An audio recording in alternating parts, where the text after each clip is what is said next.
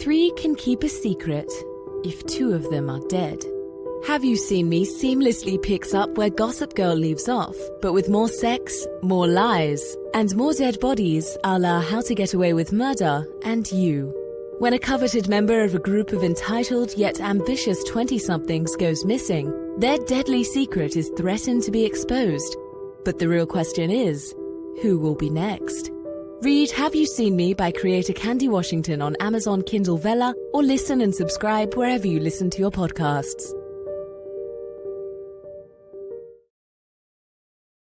Welcome to Sugar Pills, a practical guide to self-care, where your host, writer, actor, and producer Candy Washington helps you live a more joyful life with a cheeky dash of pop culture news. Be sure to subscribe, leave a 5-star review, and join the conversation on Instagram at Candy Washington.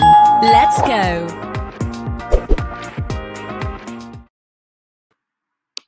Hello, everyone, and welcome back to Sugar Pills, a practical guide to self-care. As always, I am your host, Candy Washington, and I am so honored to help you lead a more joyful life. So before we dive into today's episode, which is how to date yourself, being happy single and in relationships, because this is just not for my single people, this is for a lifestyle. If you need additional support, be sure to book some one-on-one coaching time with me. You can also grab the Create Your Dream Life course. You can also get our self-love journal and join our VIP Facebook group. Everything is linked below.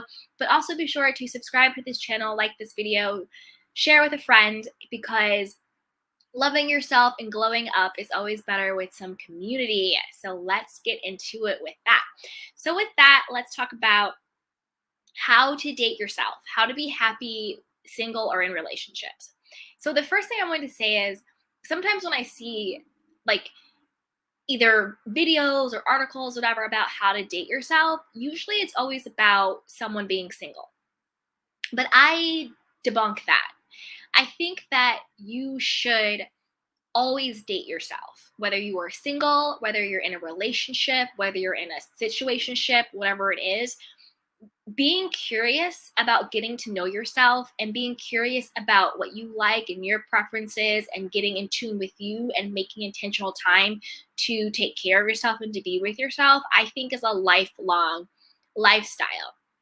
So whether you're single, whether you're in a relationship, no matter what, make the intentional time to check in with yourself, to take care of yourself, and to love being in your own space and being in your own company. Because there are a lot of people in relationships that are completely tuned out, disconnected, unsure of themselves, and they don't even know who they are. They know who they are in relationship, they know who they are in their career and all that stuff, but on that personal level, they've kind of lost track of who they are. And then sometimes people who are single will hold back. They think, well, I can't do this, I can't do that, because it'll look weird for me to do this by myself. Like, I should wait until I find someone to do this. Or, I will be embarrassed if I do this by myself. People will think I'm pathetic if I'm doing this by myself, right? So sometimes, regardless if we're in a relationship or single, we are disconnected from ourselves. We don't know who we are. We lack a sense of self. So if that's how you're feeling, then I think you really should start to date yourself and to make being curious about getting to know yourself one of your top priorities. So let's talk about a couple of ways of how we can do that. The first is, I'm a big person where if it's not in my calendar, it doesn't exist. So when I'm dating someone, if they don't make the time to schedule the date with me and it's like in the calendar and it's real, then it's not a real date and I'm not going. Because to me, you're not making the commitment. You're not making it a priority. You're not serious about it. So I want you to schedule time in your calendar to take yourself out. Make the commitment to yourself. Make spending time with yourself and doing things for yourself a priority. Make it matter. Make it real. Actually put in your schedule, Friday night, 6 to 8, date night with Candy, and then figure out what you're going to do. But make that actual commitment to yourself. Take yourself seriously. Take getting to know yourself seriously. Because think about it, when you're dating, if a guy or a girl or whoever is kind of like, oh, let's, maybe Thursday or Friday, 3 o'clock ish, that's such a turnoff. It's such a turnoff. You're not taking this seriously. You're not taking me seriously. You're not really making this real. So take yourself seriously. Commit to yourself. Put it in your calendar. Put it in your schedule. The next thing I would do is really get comfortable with being alone. Get comfortable being in your own space. Get comfortable being in your own energy. There are single people and there are people in relationships who cannot be by themselves. They can't be alone. They always have to be out. They always have to be doing something. They always have to be active. They're either working or they're socializing or they're doing something, right? They never slow down to just be. They never slow down to just enjoy themselves, to snuggle up on the couch and watch a movie by themselves, or to cook themselves a nice dinner and to just be present with themselves, right? They're constantly on the go. They're constantly being distracted. They're on their phone. They're on social media. They're going out. They're making plans. They're all this, right? They're distracting themselves from being present with themselves. And a key thing when it comes to dating yourself is learning how to be comfortable in your own presence. It's like for me, when I'm alone, I'm actually very introverted, so this might be a part of that as well. But when I'm alone, I never feel lonely. I feel, because I love my company. I love my presence. I love making myself laugh. I love spending time in my own space. I'm very comfortable with me. I'm at peace being with myself. Same thing goes for people who find it hard to meditate. There's a resistance. There's an uncomfortability with being alone with their thoughts, with actually slowing down and being alone with their thoughts. Because again, meditating isn't about eliminating your thoughts or not thinking. Meditating is about slowing down and cultivating a relationship to your thoughts, where you know that you're the thinker of your thoughts and you can change your thoughts, right? Same thing with dating yourself. Dating yourself isn't like, oh, let me date myself so I can get in a place to attract a relationship. No. You date yourself because you want to cultivate a loving relationship to yourself. You want to be able to slow down and feel good and comfortable and at peace in your own space, in your own presence. What do you feel like? So to get comfortable being in your own presence, it might be uncomfortable at first. There are some people who can't. They can't sit with themselves. Take baby steps. Start slow, but be open to learning how to be comfortable within your own space. The next is get dressed up and pamper yourself just for you. Do your self-care for yourself. I'm going to be a little vulnerable here and tell you, I had kind of during, particularly I don't know, I had slacked on getting waxes and bikinis and facials and all that stuff. I was like, no one's seeing this, whatever. And sort of just let it go. But then I got to the point where I was just like, no, you know what? I want to do that for me. I want to get my nails done for me. I want to get my wax and my bikini done for me. I want to, take care of all of that stuff for myself because I want to feel confident. I want to feel attractive. I want to feel sexy for me. I don't need to do it because someone else is going to see it, right? I'm going to see it. And when I did that, I started just feeling more confident. I started feeling better in my own skin. I started feeling sexier and more attractive and just all of that stuff, right? And I was doing it for me. And that's what you should do too. Dress up for yourself, do your hair for yourself, put on your makeup, or, whatever, guy or girl, who cares? Get dressed up for yourself. Get the wax, get the bikini, do whatever you want to do, get the lingerie, get whatever, and do it for yourself. I even did this when all right, I'm getting so personal right now, but I even do this sometimes when I'm just lounging around by myself. I had started to just wear big sweatpants and You guys know me. I am always in a black sweatshirt. Like that is my staple. You'll see me in that every single day. I have like 20 of them. Okay. But at home, I would just sort of put on like, grungy pajamas and just lounge around like that all the time. And I was just like, this is making me feel low vibe. Like, this is not it.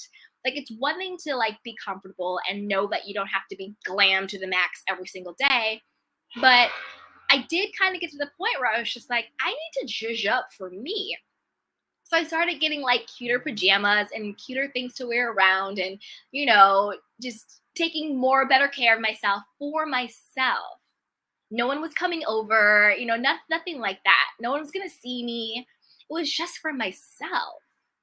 And I felt so much better. I felt more at peace. I just felt more confident. I had more energy. And literally all it was not wearing scruffy pajamas all day, but wearing something nice, wearing something cute, showing off my legs, right? And I was just doing it for myself because there is an energy shift when you put the intention out there, when you make the time, when you put in the effort to show up for yourself. So when I put in the effort to show up for myself, to do my hair, to do my makeup, to wear something cute, to do the bikini wax, to do whatever for me, it shifted that. It's like I said about putting something in the schedule. Making it serious, making it a priority, showing that it matters. It's powerful. There was an energetic shift when I showed up for myself. And that is really powerful. And that's where you get inner confidence. That's where you get self-esteem. That's where you get self-respect, right? When you regard yourself in a high place, when you take care of yourself for you, that is so powerful. You're not doing it for anybody else. You're doing it for you because you matter, because you're a priority, and you like to take care of yourself. So powerful. The next is plan a fun night out with your friends. So sometimes when we're single, we kind of get in a slump. We might be a little low vibe, not feeling good. We don't want to go out, blah, blah, blah, blah, blah. Or sometimes when we're in relationships, right? You just get caught up. You just are always with your partner. You're just doing what your partner wants to do. And you sort of lose touch with your friends. People say that all the time. Oh, you got over something, you disappeared, right? Don't forget to make time for your friends. Plan a fun night out. In a relationship or single, go out and make the intention of going out. If we're single, it's not to meet someone. It's just to have fun and to be present with my friends. And when you come from a place of like that energetically, where you're just like, I'm doing me, I'm having fun, I'm with my friends, then you will be attractive. Then you will attract. Then you're giving out that vibe. You're not being needy. You're not being desperate. You're not on the hunt. You're not on the prowl. You're open and ready to receive because you are just doing you and you're having a good time. And people want a piece of that, right? Same thing in relationships. When you go out with your friends, the vibe is, I'm going to do me. I'm here with my friends. I'm going to have fun. The vibe is not, oh, I'm going to show my partner. He always goes out with his friends. Well, I'm going to make him jealous too. I'm going to stay out late. I'm going to do this and this. I'm not going to answer his calls. Blah, blah, blah, blah. I'm going to make him jealous. It's not that. We're not doing any of these things to get a reaction out of other people, to get other people or anything like that. The vibe is simply, whether you're single or in a relationship, I'm going out to enjoy myself and to enjoy the company of my friends. That is the vibe. That's the vibe. Because as long as we're doing anything in the service of controlling or manipulating or getting or making, that's not the vibe. That's counterintuitive. It's not going to work out. You're not going to feel good. You're not going to have a good time. And it most likely blows up in your face. And you usually end up feeling disappointed. If you're single and you go out with your friends, you don't meet anybody, you come home deflated, probably come home more depressed. You feel like there's no good people out there, blah, blah, blah, blah, blah. If you're in a relationship and you go out trying to make your partner jealous or to prove a point, and your partner doesn't even care, hasn't even noticed, then you feel unseen, unloved, unappreciated, taken for granted, whatever, right? Date yourself and do these things for yourself, to get to know yourself, to be comfortable with yourself, to have a good time with yourself, and to fulfill yourself. We're not going out with friends for anything other than I'm going to go out and have fun, and I'm going to enjoy the company, and I'm just going to do it. And that's it. That's the vibe. I'm just having fun. No ulterior motives, nothing. Because then you won't be disappointed, right? And you'll be present in the moment. The next is learn a new skill or pick up a new hobby. Learn a new skill. Do something new. Learn a language. Learn how to swim. Learn how to ride a bike. Go skydiving. Take art classes. Do karate classes. Do something new and fun. And again, it's not so much like I'm going to do this new thing to meet someone, or I'm going to do this new thing because my partner is so busy, I want to make him miss me or make her miss me. It's nothing like that. You're learning the new skill. You're getting the new hobby because you want to invest in yourself and you want to cultivate yourself. You want to learn how to draw. You want to learn how to invest in the stock market. You want to learn how to sew. You want to learn how to sail, whatever it is. Pick something that you authentically want to try or want to learn or want to do, and then do it for yourself. Because the energy in which you do something, the intention that you have matters and is meaningful. And the more you pour into yourself, just for the purpose of pouring into yourself, the happier you're going to be, the more fulfilled you're going to be, the more confident you're going to be, the more secure in yourself you're going to be, the more love that you're going to have for yourself you're going to be. And when you bring that to any situation, when you bring that into being single, when you bring that into your relationship, everything will change. Your relationship will change, your status could change, all of it could change. Because you are changing for the better. Because you are taking care of yourself. Because you are happy and fulfilled first.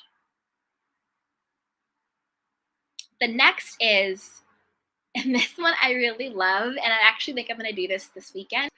Leave yourself love notes or write yourself a love letter. So one thing I have always wanted and I've never gotten, and this is really being vulnerable, but I've never gotten a love letter from someone I'm dating. I've gotten love letters from like other people, but I've never gotten a love letter from like my boyfriend. And that's something I've always really wanted. So I think this weekend, I'm going to give that to myself. I'm going to write myself a love letter and I'm going to leave myself little love notes. I think that's a great thing to do. Write yourself a love letter. Dear Candy, dear Jane, dear Joe, whatever. I love you. Let me count the ways. And then just write yourself a love letter. I love the way I brush my teeth in the morning. I love the way I make a nice peanut butter and jelly sandwich. I love the way I laugh before somebody says the punchline of a joke. Whatever it is, find little things or big things that you can just love on yourself about. And if you aren't in that place, because of course we're all in different places, like me, my love letter is going to be like a novel. But that's because I've been doing the work. So if it's hard for you to find things that you love about yourself, write a love letter that says, Dear Sam, I am open to learning how to love you. I am open to seeing all the great things about you. I am open to getting to know you. I'm open to learning what unconditional love is. I am open to showing you unconditional love.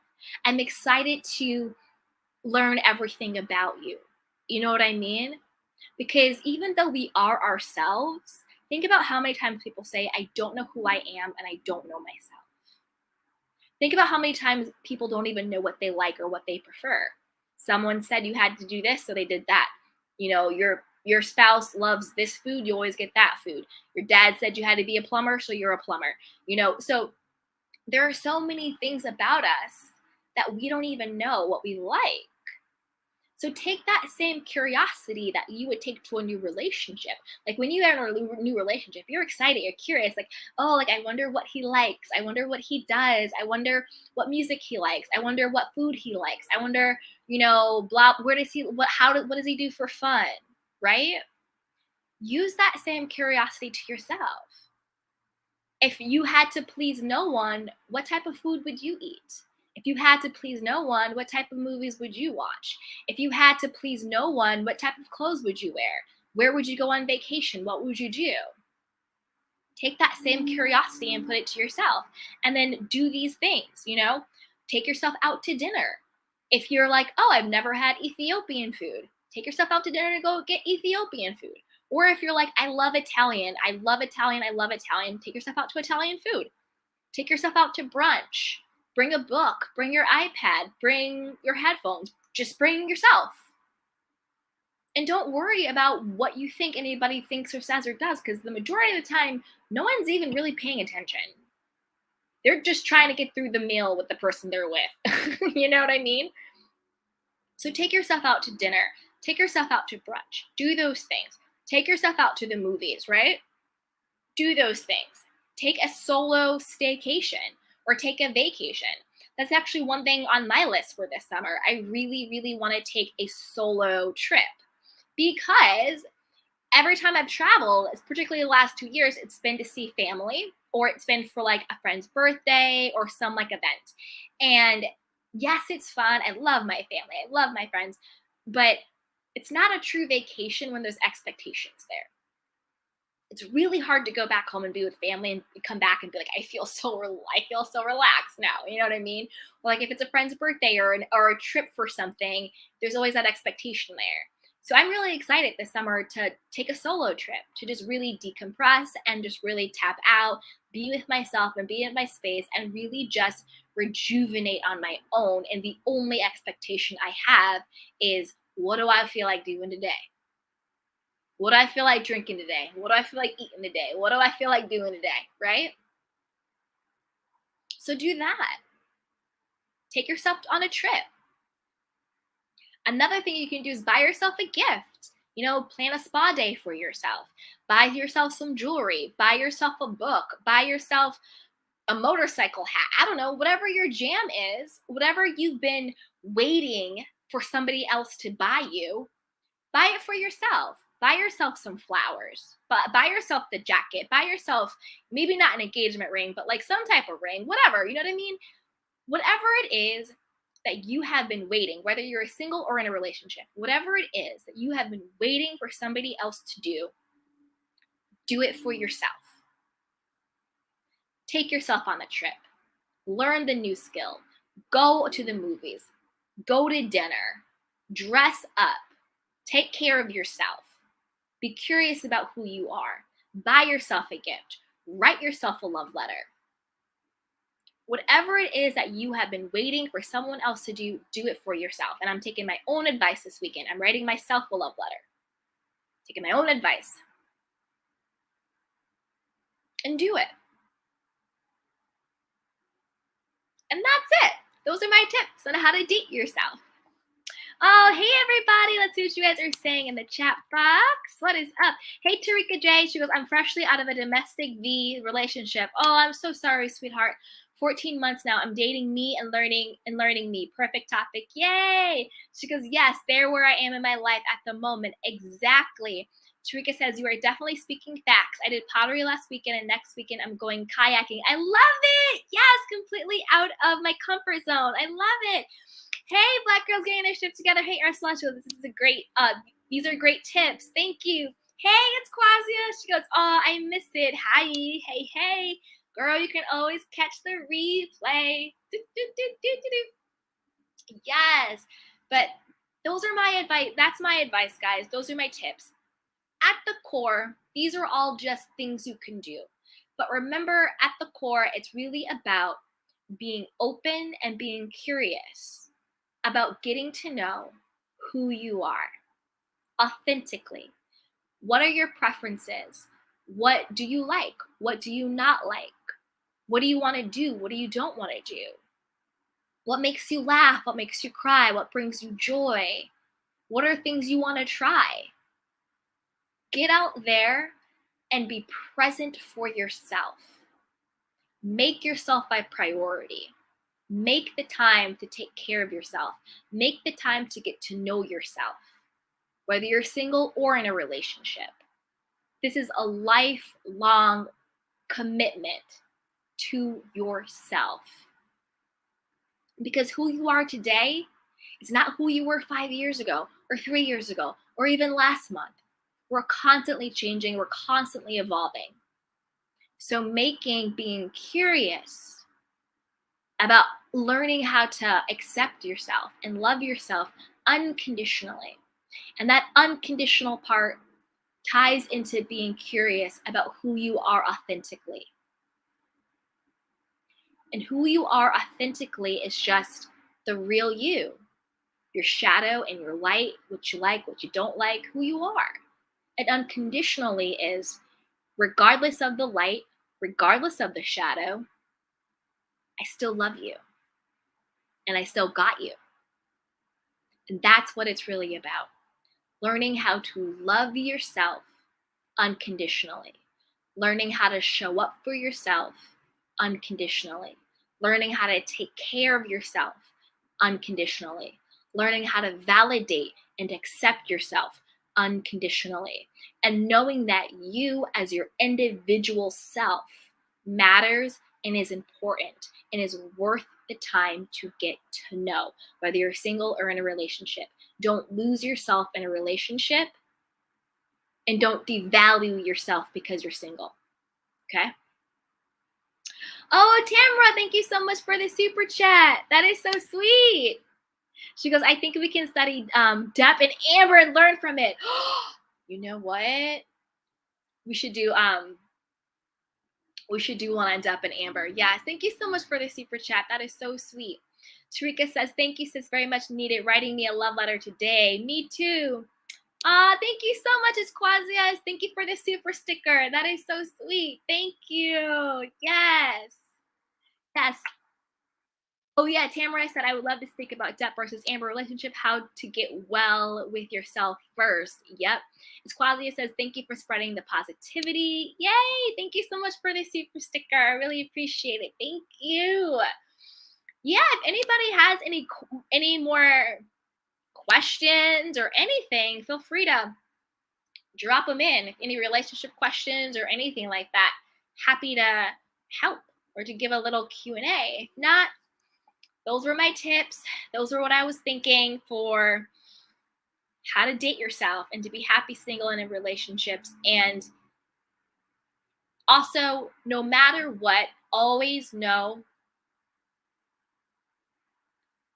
that your circumstances can change and that your first priority should be taking care of yourself.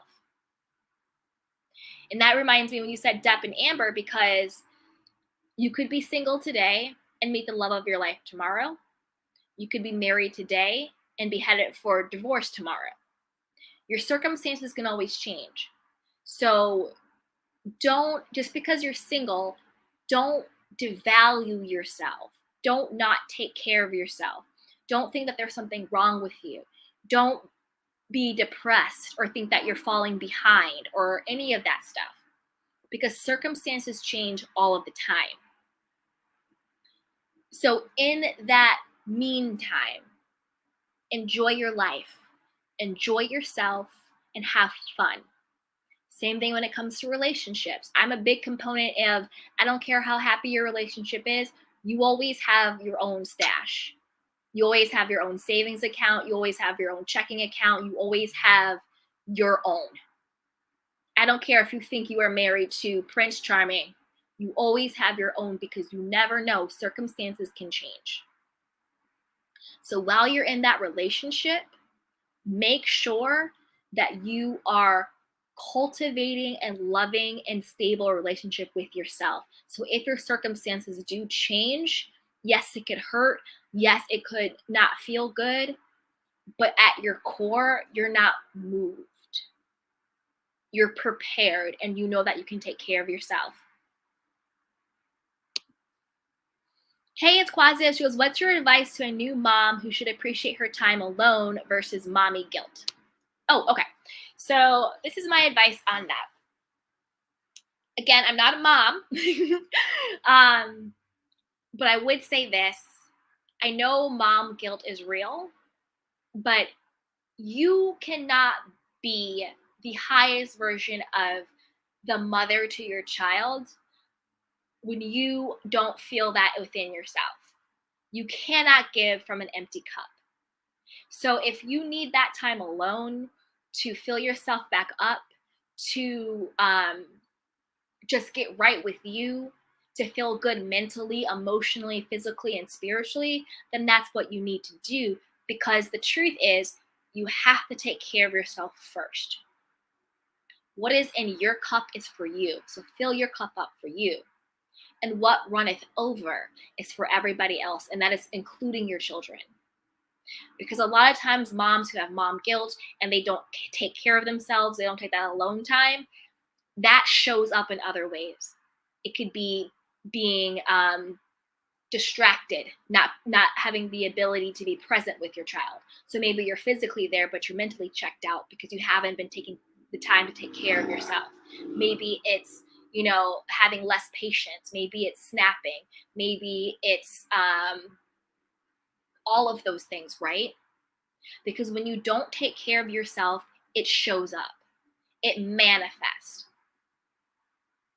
So care about the quality of the time that you have with your child.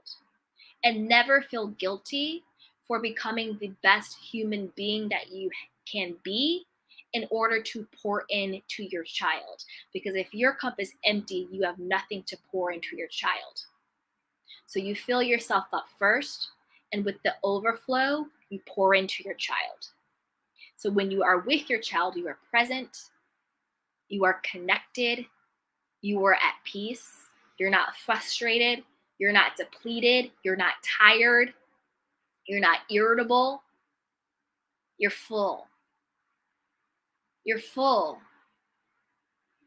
Know that as a human, and also remember, yes, you're a mother, but I also think sometimes in our culture, in our society, we kind of make mothers not human. Like somehow mothers are supposed to be superheroes, super mom, super whatever. Put your kids first all the time, put your kids before you. That's what it means to be a good mom. I mean, to be a good mom is to be a super mom, to be a superhero. Always put your kids' needs first. Think about yourself last. Be a martyr. And that's not true. Whether you're a mother or not, you will always be a human being first. You will always be a human being first. So you have to take care of yourself first. Of course, I don't mean to the detriment to your children. I don't mean neglect your children. I don't mean like any emotional or physical. I'm not talking about that stuff. I'm talking about to be healthy, evolved, empowered individuals. We have to put our needs first in order to show up fully for those who actually need and depend on us. And children, actually, I'm not talking about adults, children and babies actually need and depend on us. It's like in the plane, put your mask on first. Because if you are flailing, if you can't breathe, if you're suffocating, if you're not where you can be, you're not of service to anyone. So I think we have to start humanizing mothers and allowing mothers to be women and humans first. And when we take pride in taking care of ourselves first, then we can really pour into our children correctly. But this idea of super mom, superhuman, put your kids' needs before your own is detrimental and unhealthy. So give yourself the grace to be human, give yourself the grace to be a woman, and to know that who you are matters first and most, and taking care of yourself. It's not being selfish. It's not being a bad mom. It's not neglecting your children. It's actually doing what is best to be a full mother and a full person who can be truly present and attentive and pour into her child correctly. Think about breastfeeding, right? You can't breastfeed your child if you don't have any milk. So if you're not full, mentally, emotionally, spiritually. If you're not taking care of yourself, if you're not full, you can't feed your child. So fill yourself up first and then pour into your child. Hey, Tarika. She goes, I'm a super empath. I tend to look for everybody else. How can I put me first? Oh, you are in the right place. You are in the right place, Tarika. Okay, we are all over here. We're all about self-love and self-care. I am the same. I am a recovering codependent. I used to always put everybody needs first. I could never say no. I was a people pleaser. I was a yes person, perfectionist, all of the crap, all of the things, right?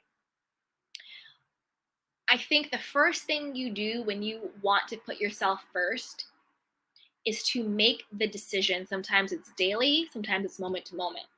Make the decision that I am my first and best priority, and I'm putting my well-being first. I'm putting how I feel, my well-being first. I think it starts with the decision. It's an energetic shift. It's a commitment to yourself. It's a pledge. And then from there, you do little things to start doing that. Okay, I'm going to put myself first, my well-being first. I don't know how to do it. Maybe I get some help. Maybe I get a counselor. Maybe I get a therapist. Maybe I get a life coach. Maybe I get a spiritual teacher. Okay, I've got some support. Now let me learn about it. Let me read some books. Let me watch some YouTube. Let me listen to podcasts. Let me understand what it means to be an empath. Let me know what it means to be a codependent. Let me get the tools to change that. Then let me learn how to start creating healthy boundaries with people. If you're in a situationship, maybe you say, hey, if you don't want a commitment, then I can't do this.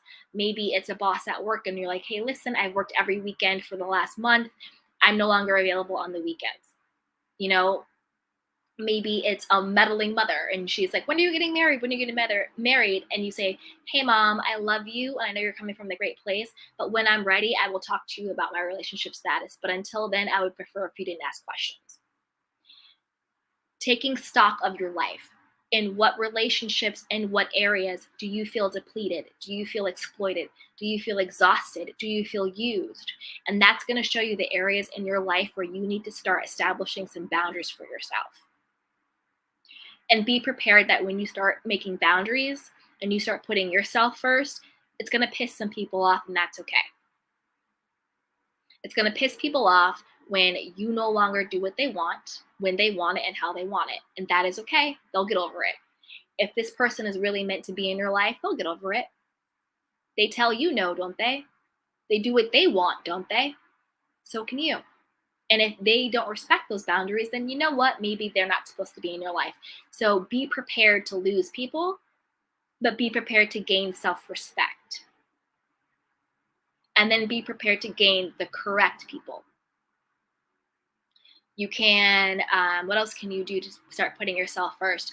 Again, like I said, put it on your calendar.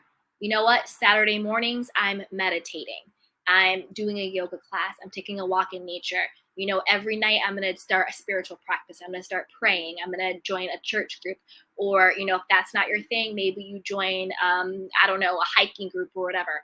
Just get curious about the things that you want to do for yourself. And put it and make it a priority. Make some non-negotiables for yourself. Nope, every Wednesday I do this class. So you need me to do you a favor on Wednesday. Thank you for asking, but I can't do that. Because you already made a commitment to yourself. So you're no longer going to abandon yourself and what you want to appease and accommodate other people. Make it clear that your no is a no and your yes is a yes. Get very comfortable with telling people no. Thank you for asking, but no, I can't do that. Thank you for asking. I love you so much, but I can't do that right now. Get comfortable with telling people no. Let your no be a no and your yes be a yes. So those are the things I would do to start. I would get some support, whether it's through a therapist or a counselor or a spiritual person, whatever. I would learn about it, learn about codependency, learn about self-esteem, learn about self-care and self-love, get some tools together. Then I would take inventory of my life, What area in my life I don't feel good in? What area in my life do I feel taken advantage of? Do I feel resentful for? Start implementing some boundaries in that. And then start doing things that are for you and that they're non-negotiable. It could be, you know what, Sunday I get a massage. Thursdays I get my nails done. Fridays I go for a walk. Thursday I write. Whatever it is.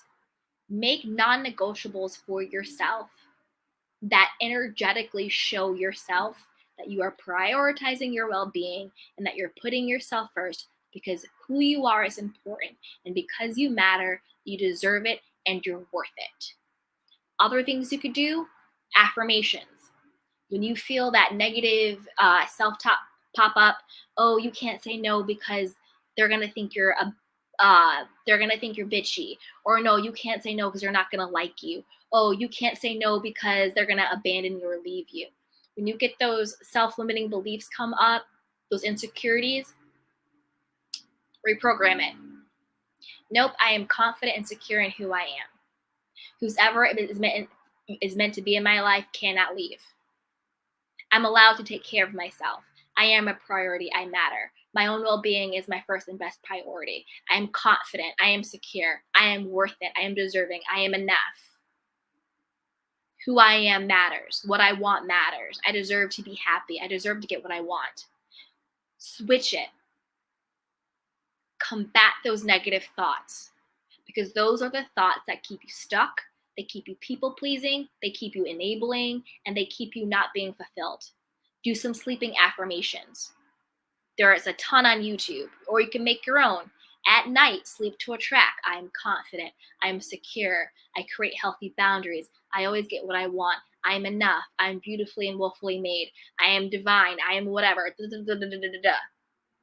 them on a loop and sleep to them until it seeps in your subconscious mind, where putting yourself first, being confident in who you are, becomes your new normal. You want to normalize taking care of yourself. And when taking care of yourself is normal to you, it becomes normal to everybody else. You know who you can disrespect and not disrespect. You know who you can play and who you cannot play. You know who you can try and not try. And you know that because of how they carry themselves, how they respond to things, what they tolerate, what they don't tolerate. People show you how to treat them, and you show people how to treat you.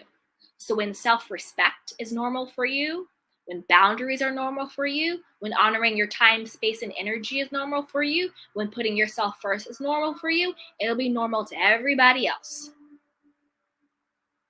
Normalize having respect for yourself. Normalize holding yourself in a high regard. Normalize caring about how you feel more than making other people comfortable. Because how other people feel comfortable, their comfort level is none of your business. They're an adult, they can take care of themselves. You're an adult, take care of yourself. So that's what I would do to start out. And honestly, that's what I did when I started out. Okay, let's see what else you guys are saying. Hey, Tarika. Oh, hey, guys. She goes, true. Good analogy. Respect. Tarika says, thank you. Makes sense. Yes. Hey, it's Quasia, and respecting boundaries, saying no and choosing you. Exactly. And letting you pass before you respond. Yep. If they don't respect that, then they don't deserve access to you. 100%. 100%. This is the thing. If you create a boundary with someone, and the fact that you created a boundary, they no longer like you or want to be around you or be with you or be your friend, then that person was never really for you anyway. The quickest way to see if someone is truly for you is to tell them no, or to set a boundary. Give them a little bit of grace, because if they are conditioned or accustomed to you always saying yes to them, or you not having an opinion, or you not having a preference, or you doing what they want when they want to do it, there might be a little bit of, a time delay. There might be a little adjustment period. But if that person is truly for you, they will adapt to the new you. And the new you knows your worth, knows your value, has healthy boundaries. You do what you want to do when you want to do it. You're respectful to other people, but you also expect respect in return. The people who are for you will adapt to the new you. And the people who aren't for you will fall by the wayside. And that's okay, because you don't want someone in your life who is only there based upon what they can get from you, what you can do for them. Our relationships should be reciprocal. You give and you get, you give and you get, you give and you get, you give and you get. You pour in, you pour out, you pour in, you pour out, you pour in, you pour out. That's called a relationship. I pour into you when you need it, you pour into me when I need it. That's a relationship. You don't want someone who just wants to take and take and take and take and take. And the moment you say, I need to have this boundary to protect my peace, to protect my energy, protect my space, if they have a problem with that, it's their problem. Continue to affirm who you are, affirm your new confidence, affirm your new self-concept, and step into that version of you that puts yourself first.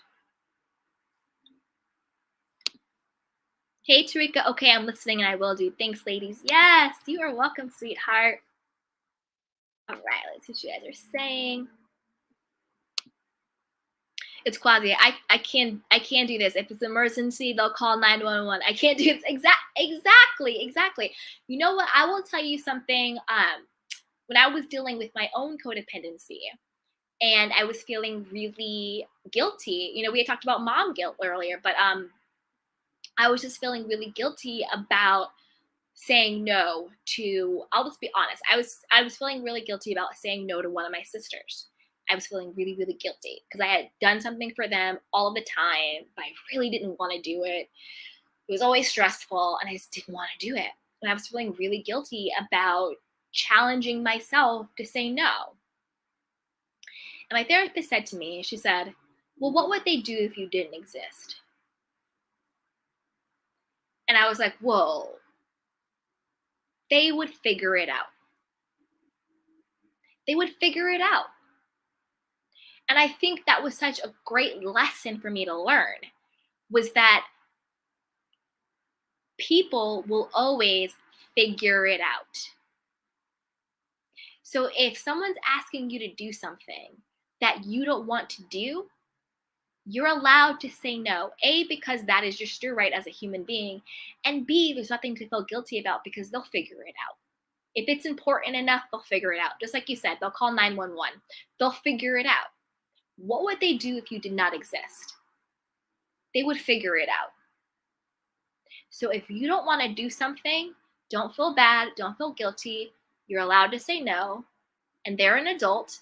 They can figure it out. Hey, yes, I am enough, worth it all. I am a blessing. Yes, I am blessed and a blessing. I am worthy. I am blessed and highly favored. I am everything. Everything is always working out in my favor, right? I'm a child of God. Therefore, divinity, blessing, and abundance is my birthright.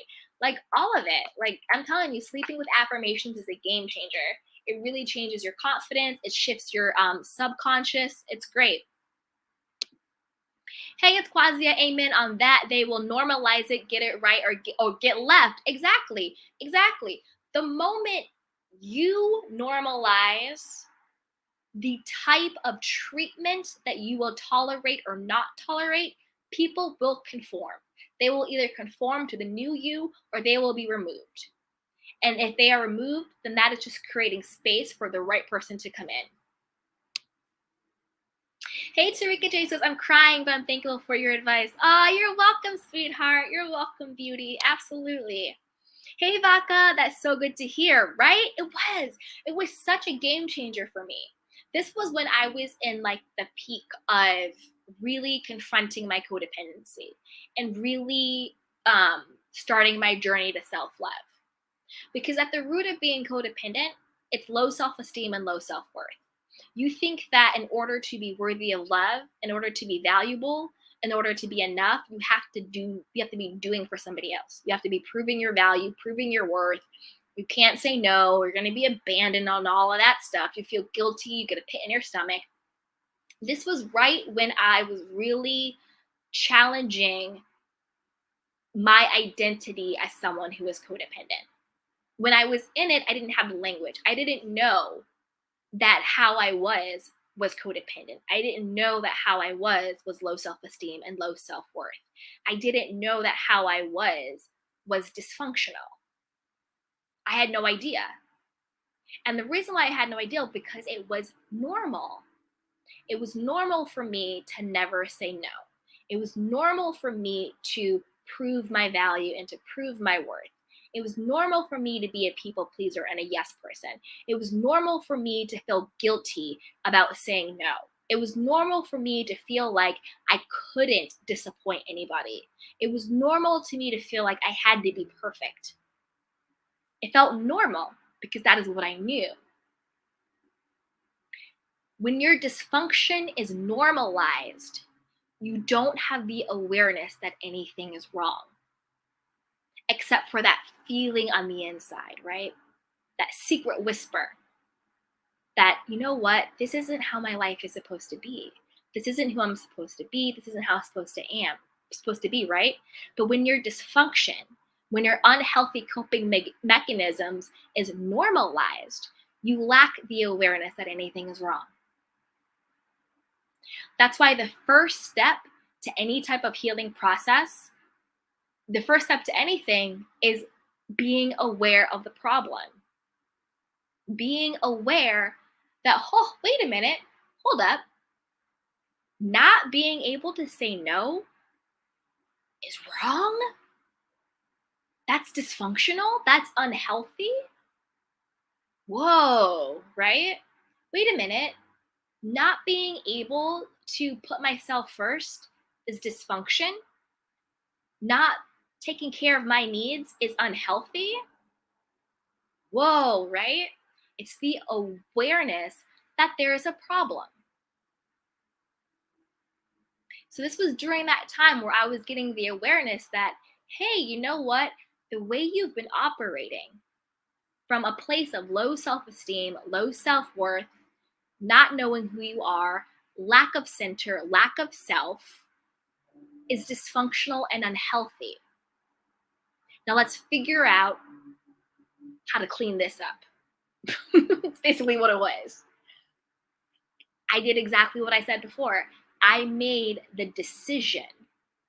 I'm going to learn how to love myself. I'm going to learn how to take care of myself. I'm going to learn what it's like to have self-esteem. I'm going to learn what it's like to accept myself. I'm going to learn what it feels like to not give a damn about what anybody says or thinks about me. I'm going to learn to tap into my own divinity. I didn't know how to do it. I didn't know when I was going to do it, but I made the decision that it was going to happen, that my life was going to change. And on the surface, it didn't look like anything was wrong. But inside, it was a mess. Inside, it was a mess.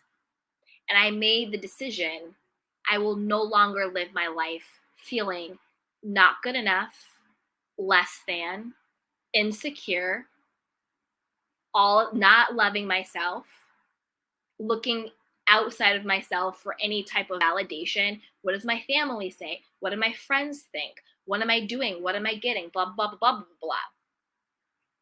I made the decision that that would no longer be my life.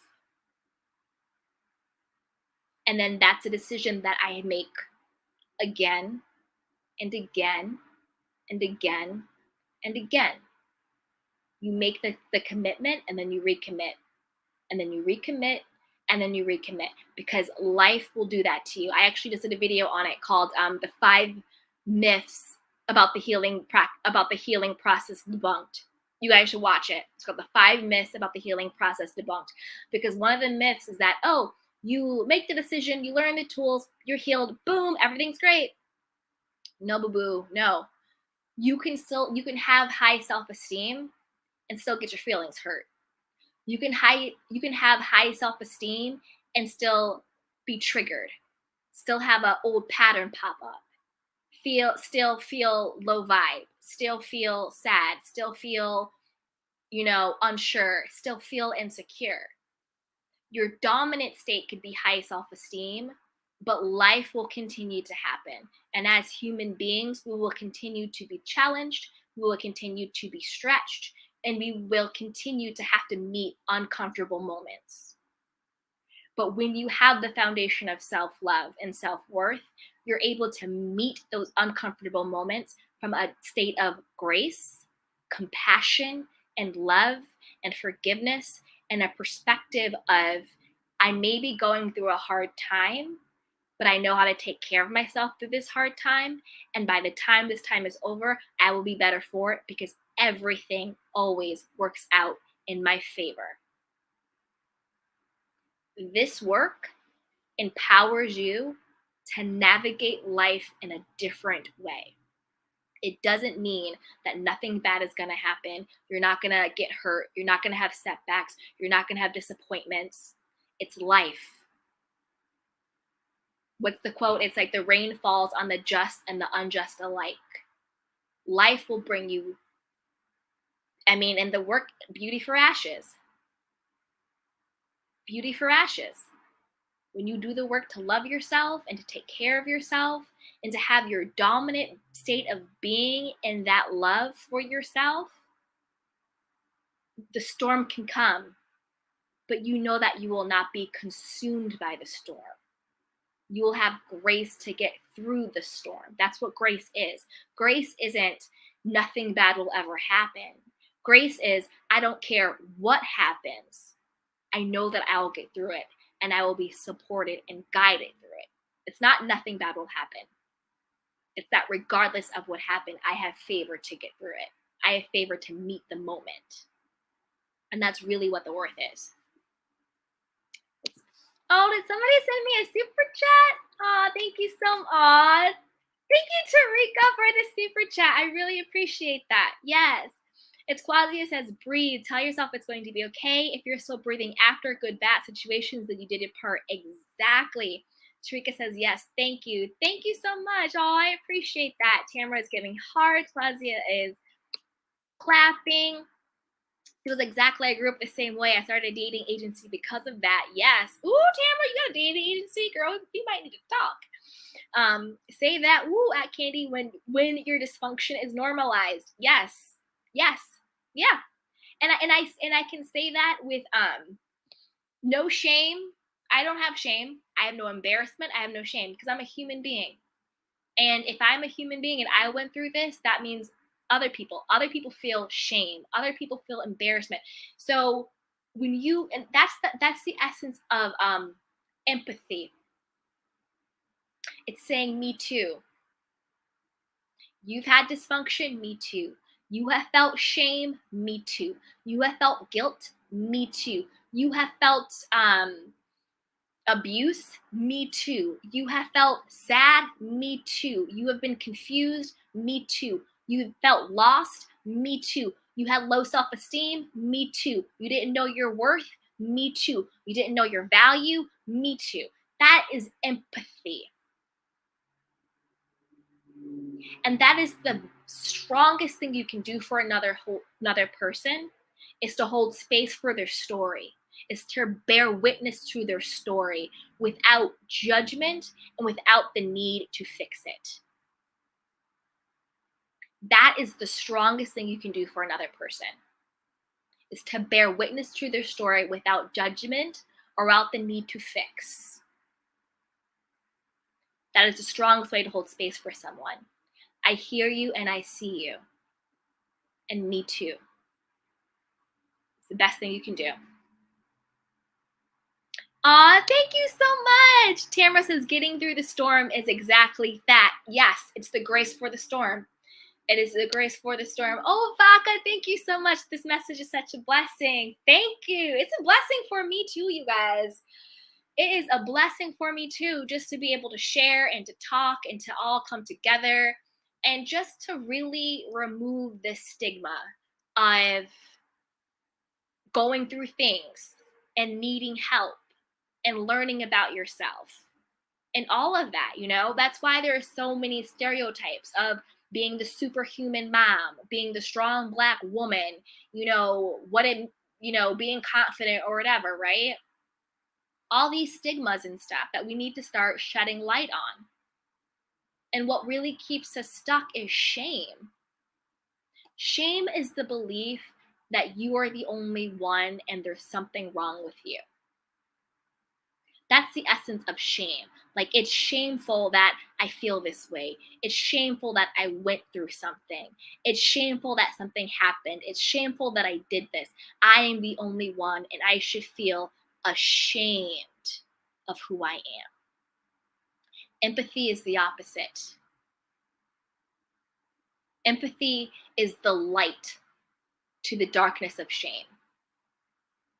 It's you're human, I'm human. What you feel, I have felt. What you've gone through, I have gone through. It's unity, we are one. It's basically the essence of saying you are not alone.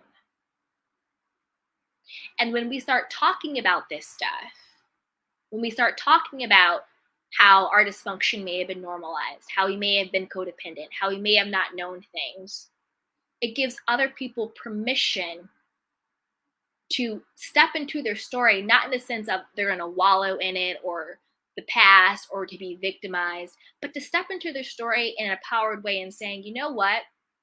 I have felt that. I have been through things too, but that does not define me. I define who I am. And none of that means that you're broken.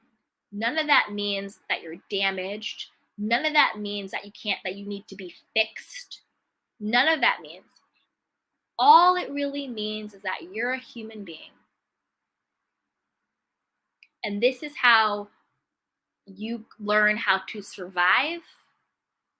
And this is how you learn to cope in difficult situations. And now you are empowering yourself with the tools to learn new ways to cope that is actually in alignment with who you are now. Because those codependent mechanisms that I had at one point kept me safe. Because in childhood, we learn coping skills that in childhood keeps us safe, but in adulthood, they sabotage. So everything in our lives, it has a job. Fear has a job, right? Fear is going to keep you safe, right?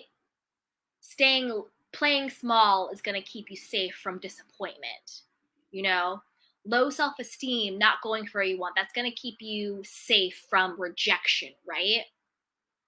All of these things, all of these coping mechanisms, all of these insecurities, all of this stuff in our mind actually has a function. But the way in which they're now being applied in our life is dysfunctional because they no longer serve us. Because now we are adults. Now we can speak up for ourselves. Now we can create boundaries. Now we can say no. Now we can be removed from a situation. So what used to keep us safe is now sabotaging us. And that's really what it's about. Hey, it's Quazia. She says, me too. Yes. Hey, Tarika. Absolutely. I'm 44, but you have really given me the strength to keep fighting through this storm. Yes. Yes, yes, yes, yes, yes. Fight through the storm. You deserve it. You deserve it. You deserve it. I'm telling you, whatever the storm is, whatever it is, I say God. I'm not talking about any particular religion. You can say the divine, you can say source, you can say light, you can say whatever, intelligent design, whatever resonates with you. I'm saying God. Whatever your storm is, God's grace is sufficient to get you through it. Go inward. Pray, meditate, talk, whatever you need to do, and seek that divine guidance and support. Sometimes the best prayer you can just say is help. And then thank you. Sometimes the strongest prayer you can just say is help. And God will hear you and God will help you.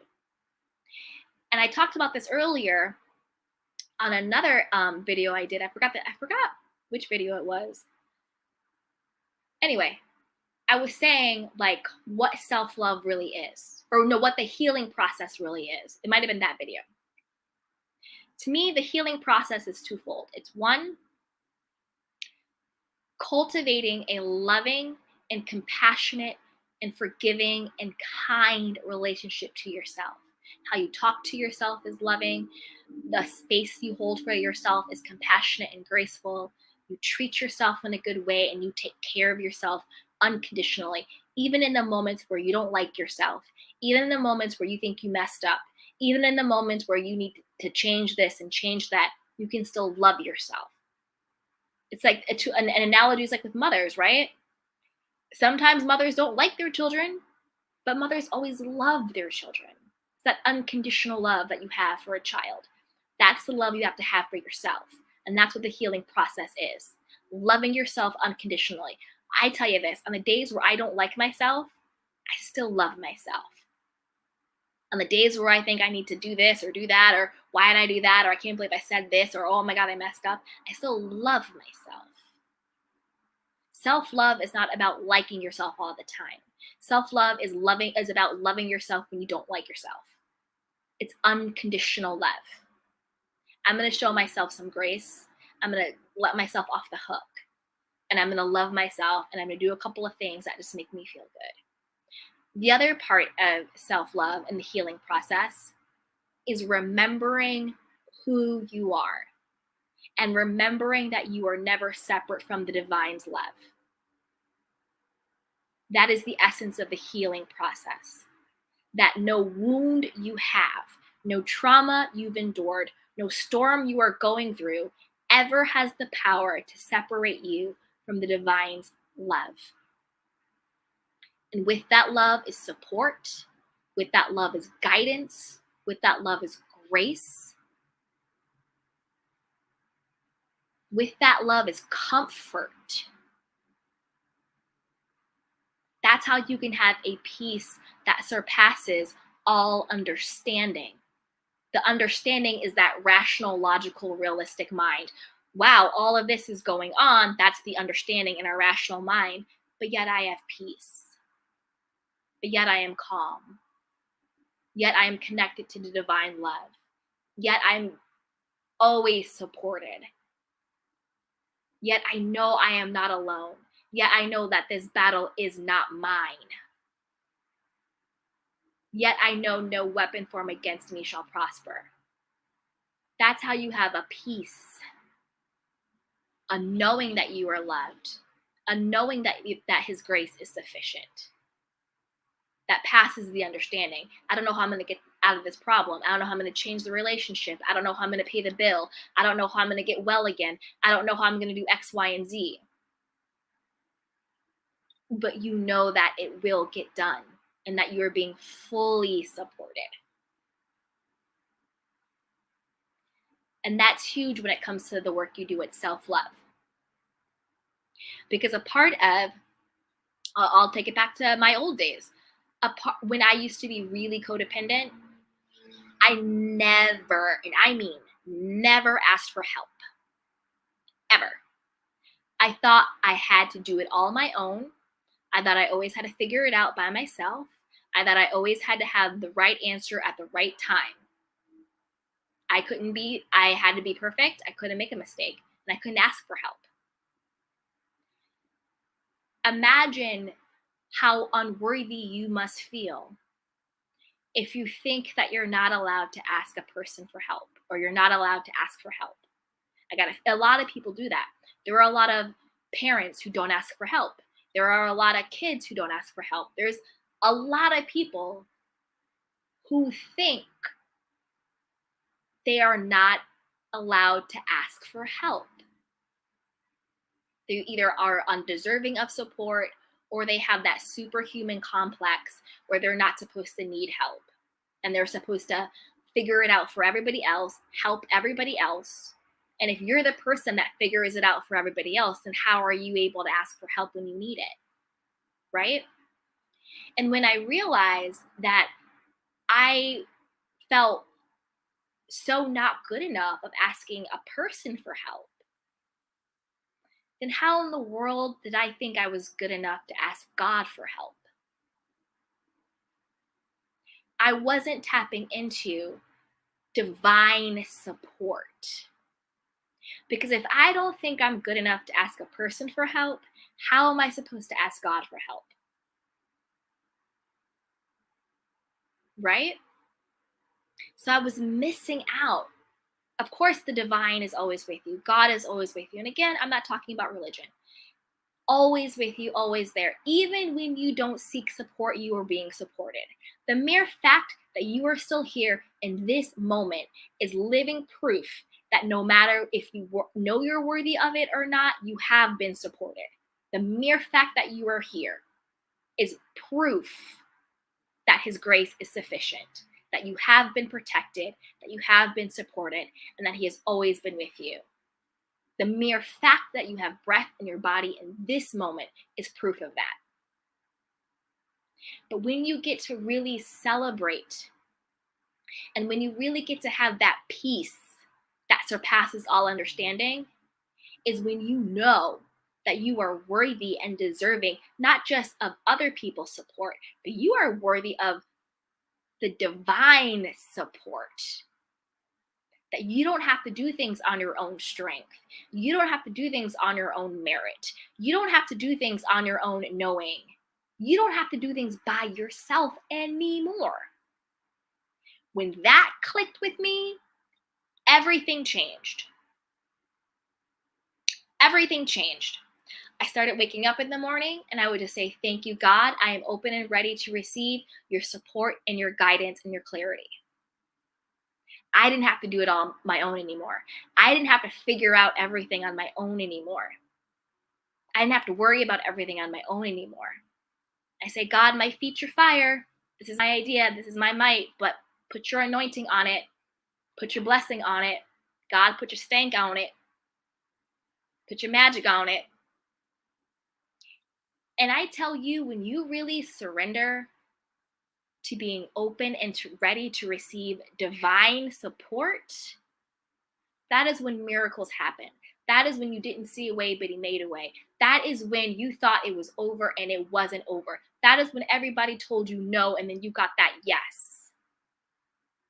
That is when things happen that you could have never made happen on your own. Now in my life, I normalize miracles. It might sound hokey, it might sound foo-la-la, but I just say, God, show me a miracle today. Show out in my life today. Surprise and delight me today, God. Because a part of the work that we do is also, yes, cultivating that loving relationship to yourself, but it's also cultivating a relationship to God, to the divine, where you're able to say, this is what I'm struggling with. I need your help. I need your support. Show me the way. Give me the guidance. There are days now, I'm a creative person. I write books, I do the podcast, I have a YouTube channel, I have merchandise, I have all this stuff going on, right? My mind's always like, da-da-da-da-da-da-da-da-da. On those days, I get quiet. I take a couple breaths, and I just say, God, show me what I should focus on. God, show me what I should focus on. Because my mind's going a mile a minute. And then I just wait, and I hear the whisper, and then that's what I focus on. Okay, let's see what you guys are saying in the chat box. Thank you, Tamara. She goes, at 27, my father told me that because of my bossiness that no man would marry me. Shocked.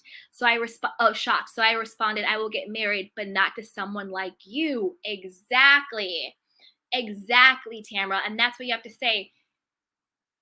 What someone else's limitation or judgment or criticism of you is does not have to have authority over your life.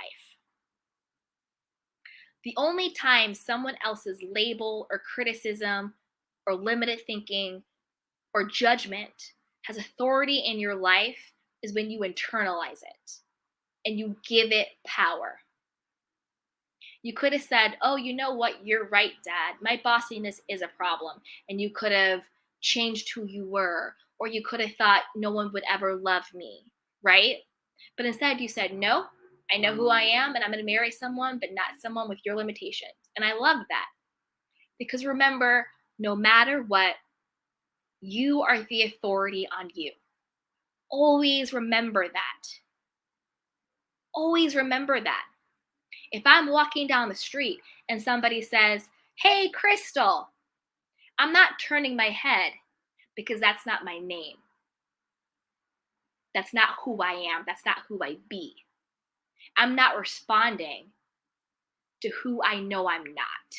So when anybody says, you're too bossy, you're too fat, you're too thin, you're too black, you're too white, you're too short, you're too this, you're too old, you're too young, you're too broke, you're too whatever, you're not educated enough, I don't respond to that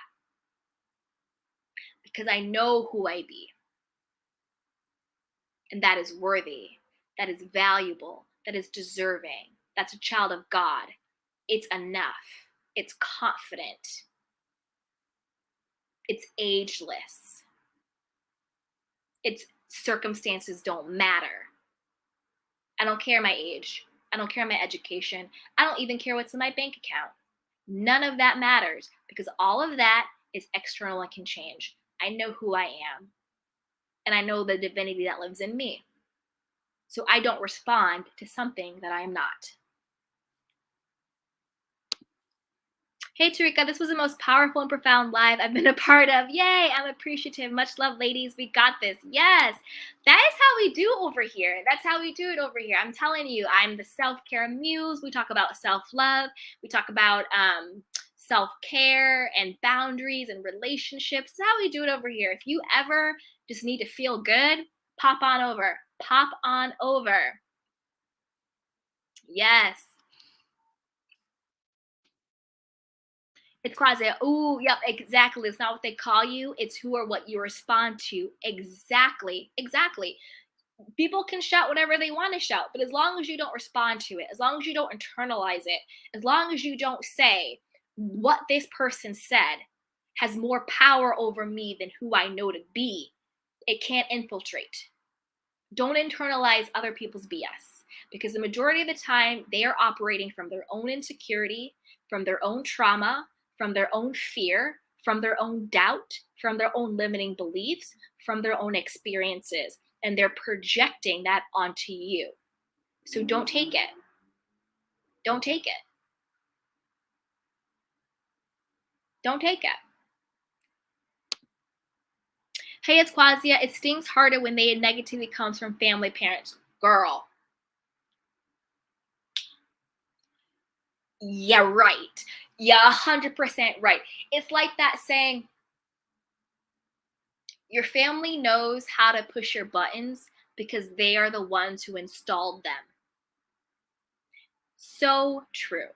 As human beings, our familial ties, our friendship group, family, not even so much friendship group, but the family parents ties is so strong.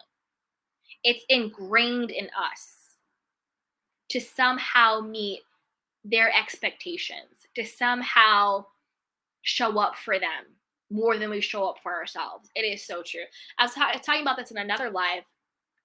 I did a live on how like the most powerful tool in self-love, and it's validating your own emotions and then regulating your own emotions. I think this is where I talked about it, or it might have been a different video, but I had to do this for myself where I had a conversation with my sister and she and I were very close. And she said something to me that was so hurtful. And I know her intention was not to hurt me, but what she said was extremely critical and extremely hurtful. And I had to do the work. I had to do the work I'm telling you guys about. I had to say, you know what? I'm really hurt right now. That was really messed up. And I allowed myself to feel the feeling. I didn't judge myself for being hurt. I didn't need her to justify my being hurt. I didn't need her to give me permission to be hurt. I was just like, this is just how I feel. I validated myself, my emotions. I held compassionate space for it. I didn't need a reason to be hurt. I just was. So I'm going to hold this compassionate space for myself. And I'm going to allow myself to feel this feeling. But I know that my feelings do not have me. I have my feelings. And now I'm going to release this feeling. I'm going to release this power. This feeling has no power, and it cannot stay. And then I use my tools to take care of myself. I talked to a friend. I talked to my therapist. I did some journaling. I did some affirmations.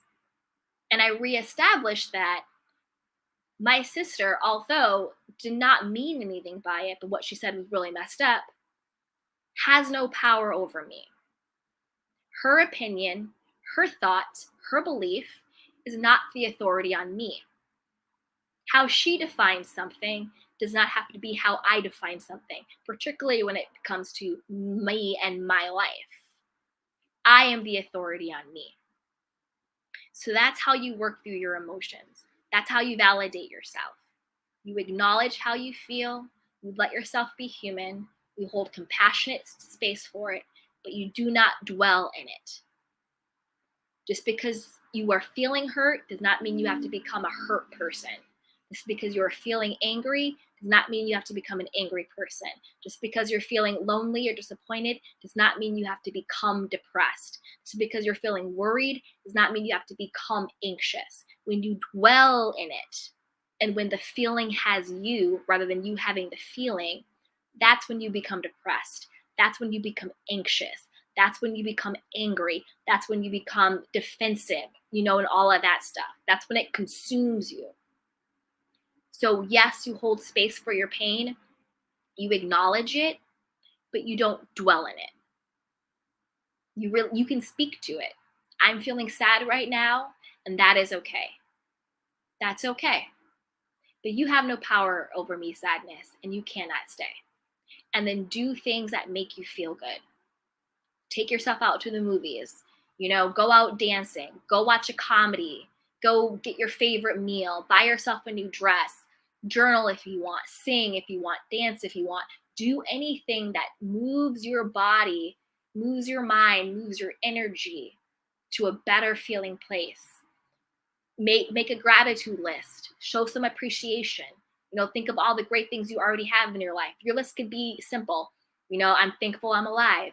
I'm thankful my heart is beating. I'm thankful I have a roof over my head. I'm thankful that I have food. I'm thankful that my parents are still alive. I'm thankful that I have clothes. I'm thankful that the sun is shining. Whatever it is. Because when you start moving to a place of appreciation, you no longer have the space for the sadness or the loneliness or the hurt or the shame. So you have the tools to take care of yourself. And you're right, when it comes from your family, when it comes from someone you respect and love, it cuts even deeper. It's easy to dismiss, haters online or a random comment, whatever, I don't know you, who cares, just being a hater. But when it comes from your parents, when it comes from a sibling, when it comes from your family, it cuts differently. That's why a lot of the stuff we deal with are childhood wounds and childhood trauma, because it got instilled in us during that time. And usually it's by our family, because that's who we're with in our childhood. And then we have to process and unpack and work and change as adults. So I feel you 100%. 100%. Let's see. Hey, Aquasia. She goes, if they or that controls you has power over you, at Candy is helping me bring up my affirmations. Yes. I'm telling you, I love affirmations. I love them. You can do night affirmations when you sleep. I do affirmations when I work out. I do affirmations during the day. Like if I'm just working and instead of having a podcast or music or TV on, sometimes I'll pull up one of my favorite affirmation videos, whatever I want in that moment. If I'm working and I want some abundance, I put in a money affirmation. Money flows to me easily and effortlessly. I'm a money magnet. Everything I touch turns to gold. You know, abundance and divinity is my birthright. I make money every day easily and effortlessly. I love making money while I sleep. If it's for love, I am always cherished. I am adored. I am chosen. I am the first best. I'm amazing. There is no competition. If it's for self concept, I'm secure in who I am. I am blessed and highly favored. I am a winner. I am a champion. Everything is always working out in my favor. I love whatever it is, right? You have to affirm for the person that you are becoming as if you are that person. I don't care what your relationship status is. I don't care what your bank account is. I don't care what any circumstance is.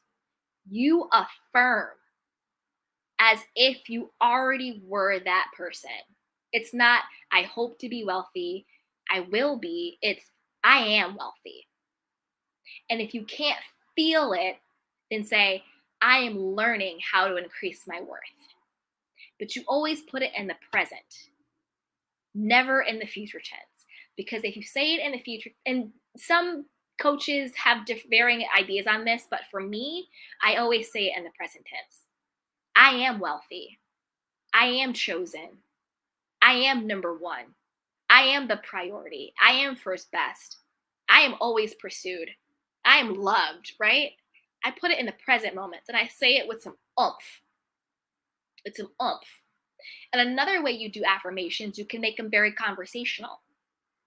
Now, when you first start out, it might feel uncomfortable, it might feel a little weird, but I also do affirmations where I do it very conversational, like I'm talking to my friend. Like, girl, can you believe I just got another check? Every single day I wake up, my bank account gets higher and higher and higher. I can't wait to go on that shopping spree. Oh, you know what? I'm going to buy this. I'm going to buy that. I'm going to buy that. Isn't it great how wealthy I am? Girl, money just flows to me easily and effortlessly. I'm just swimming in money. It's so great, right? Whatever. You can also make your affirmations conversational. And when you make them conversational, it's easier for your subconscious mind to believe it. And it's easier for your conscious mind not to resist it. So if you're just sitting in your like, I am wealthy, I am loved, I am this, and it's flat, there's no feeling, you're not helping yourself. That's when it feels delusional. That's when it feels like a lie. That's when it feels weird because you're not actually penetrating the feeling of it. But if you can make it conversational, like, girl, I'm in the best relationship of my life. He calls me all the time. We have great communication. He always wants to be with me. He is so trustworthy. It's the best. Honestly, it's the healthiest relationship I ever have. He loves me so much. This is my partner. We're so happy. Blah, blah, blah, blah, blah, blah, blah. I do it as if I'm just talking to my girlfriend. And I do it with things that I want to attract. I want to manifest. I want to experience. It's not being delusional. It's not lying to yourself. It's consciously creating your life because you're not going to get something different if you are stuck in the same. If you just repeat, if you just describe what is going on in your life, then that's what you're going to continuously get. So if you want things to show up differently, you have to affirm for that. You're not lying to yourself. You're not being delusional. You're not lying to other people. You're not going out in the world and saying this to people like, oh, blah, blah, blah. This is your game. This is your inner work. This is your inner game. This is your inner dialogue. These are your inner affirmations. This is what you're doing with yourself. So I'm not saying you're single and you go out in the world and you tell people you're married. No. I'm going to be very clear on that. This is nothing. This isn't lying. This isn't being delusional. This is consciously creating your life. It's like it says in the Bible, let the sick say I am healthy, right? Or is let the sick say I am healed? No, I think it's, let the weak say I am strong. This is exactly what I'm talking about. In the Bible, it says, let the sick say I am, or the weak, whatever. Let the weak say I am strong. That is what I'm talking about. If you are experiencing not as much wealth you want in your life. If you continuously pay attention to the lack, that is what will continue to show up. So you say, I am wealthy. You say, I enjoy an overflow of abundance. You say, I always have more money than I need. I love paying my bills because I always pay them in full. I always have an excess and overflow. I love that I never have to work for money and money always works for me. I love how easy it is that money flows into my life. I love being wealthy. I'm a wealth magnet. I deserve to have wealth in my life. Girl, isn't it great? We can go out and do whatever we want. Girl, what do you want? It's on me, right? But it's an inner game. You're not going out in the world and saying this. This is an inner game. Like the Bible says, let the weak say, I am strong. I am. You say it in the present tense, I am. Say you're in a relationship and you're not happy. Say you're single and you want to be in a relationship. I am loved. I am always respected. I am adored. I'm in the healthiest relationship I've ever been in. I deserve respect. I deserve love. I am the best. I'm whatever, blah, blah, blah, blah. Again, you're not saying this to other people, guys. It's an inner game. It's an inner dialogue.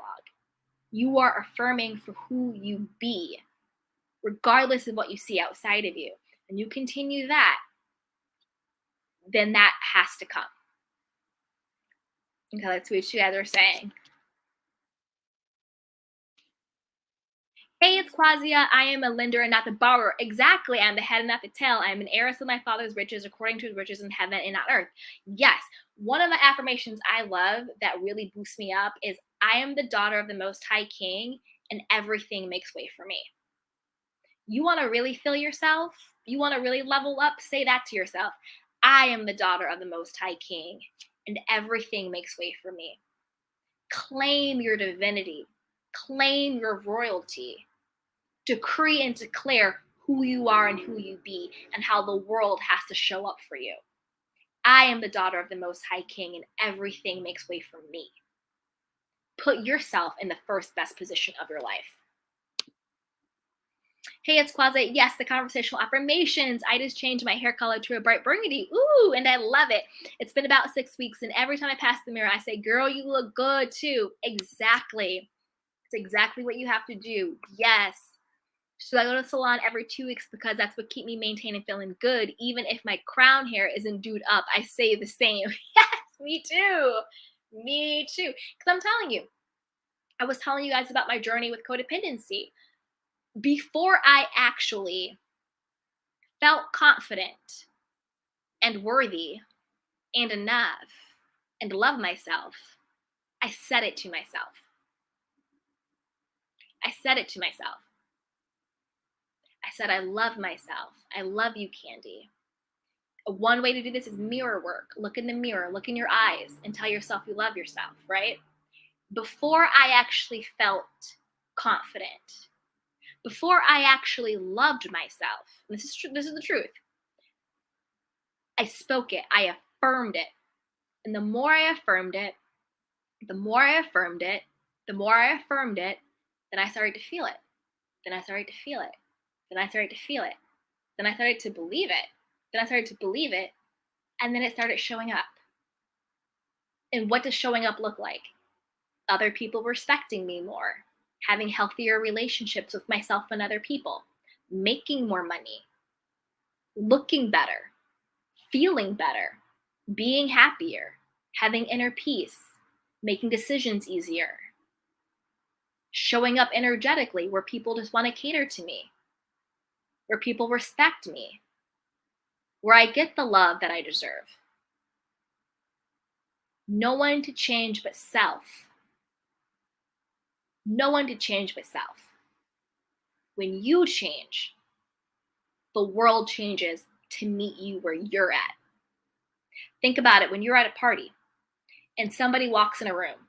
They don't have to open their mouth. They show up energetically. You already know, oh, that's the HBIC, or you don't even recognize the person, they're the doormat, whatever. Energetically, you know who you can mess with, who you can't mess with, who requires respect, who doesn't require respect. Before people even open their mouth, their energy shows up. Your energy shows up. And when your energy is rooted in self-love and self-worth and knowing who you are and knowing the divinity that lives in with you, people have no choice but to respond and react to the energy that you bring. That's why there's no one to change but self. And I'm telling you, before I loved myself, before I felt confident, before I felt secure in myself, I did my affirmations. I affirmed it. I would say, I love you, Candy, even though I didn't love myself. I would say, I love you, Candy. I love you, Candy. And then I would start to feel that love. Oh, this kind of feels good. This kind of feels good. I love myself, right? And then I started showing up differently for myself to where I believe it. Like now, the love I have for myself is unshakable now. I'm very clear on my value and my worth. And I am very clear on that I love and accept myself unconditionally.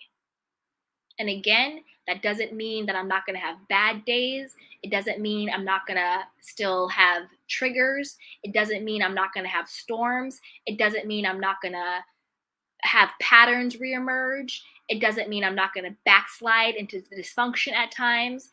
It just means I now have the dominant vibration. I now have the dominant state of being of I love myself, and I'm tapped into the divinity that lives in me. So when all of that happens, I have the grace to meet it differently. When all of that happens, I can still love myself through it. But before I loved myself, I'm doing exactly what I told you. It might sound weird, it might sound wonky, whatever. But I was looking in the mirror. I love myself. I love myself. Throughout the day, under my breath and in my mind, I love you, Candy. I love you, Candy. I love myself. I am blessed. I am supported. I'm okay. Another affirmation that will change your life. When anything pops up that might feel off or wonky, just say, I am always safe. Anytime something comes up that is weird, I just say, I am always safe at all times and through all things. I love myself and I accept myself. When you affirm that you are safe, when you affirm that you love yourself and you accept yourself, that is the protection that you need. Abundance flows to me at all times and through all things, regardless of anything. I don't put conditions on my abundance. Abundance always flows to me, regardless of any circumstance. I don't put circumstances on my abundance. If I'm feeling good, abundance flows. If I don't feel good, abundance still flows. The sky, it's daytime, abundance flows. It's night, abundance flows. You leave me, abundance flows. You choose me, abundance flows. At all times and through all things, regardless of what's going on, abundance flows to me at all times. I don't put conditions on it. And abundance could be abundance of money, abundance of love, abundance of support, abundance of friendship, abundance of peace. Just at all times, abundance flows to me. I don't care what's going on. And I would say it to myself until I started to feel it. And when I felt it, I started to believe it. And when I believed in me, the world had no choice but to reflect it back. No choice. Yay! Snatch masters, go get them, guys. Lots of energy, lots of focus. Yes. And Quasia says on point. Hey, Ursula, she goes, yes, it's the tapped in for me. Exactly. And God, this is tapped in. Yes. Woo! Okay, you guys, this was so much fun. But I'm hungry. So I'm going to go tap into some food. And I hope this episode was as much as a blessing to you as it was to me. My cup is full. Actually, my cup runneth over. And so I hope my overflow has poured into you. I love you guys so much. And always remember, if you need any additional support, you can book a one-on-one coaching session with me. You can grab our Create Your Dream Life course. Join our Facebook group. Right now, it's free to join. It's a great spot for support, for free resources, for like-minded people who are glowing up mentally, emotionally, spiritually, and physically. So join us. And there's also the self-love journal, but everything's linked below in the show notes and in the description box. So don't forget to subscribe to the channel, like this video, and share with a friend. As always, thank you so much. Anybody who supported either just with a super chat or a super sticker or with a comment or just by being with me here energetically, thank you. I really appreciate your support and I truly love you guys. So until next time, everybody, take care of yourself and each other. I love you and love yourself, and never forget that you have access to divine love. You always have access to divine love, support, and guidance. And it is always there for you. Just go within and ask God to help. Okay. I love you guys. Happy weekend. Bye. Welcome to Sugar Pills, a practical guide to self-care, where your host, writer, actor, and producer Candy Washington helps you live a more joyful life with a cheeky dash of pop culture news. Be sure to subscribe, leave a 5-star review, and join the conversation on Instagram @Candy Washington. Let's go!